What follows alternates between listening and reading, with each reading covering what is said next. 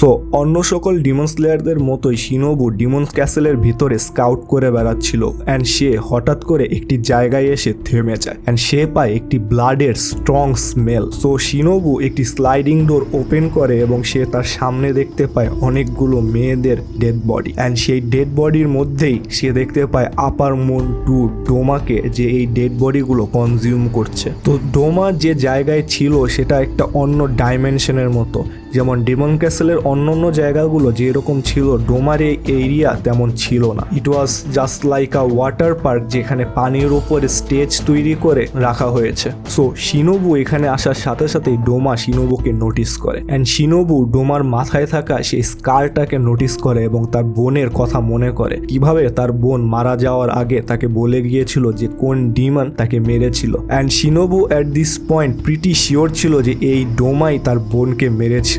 so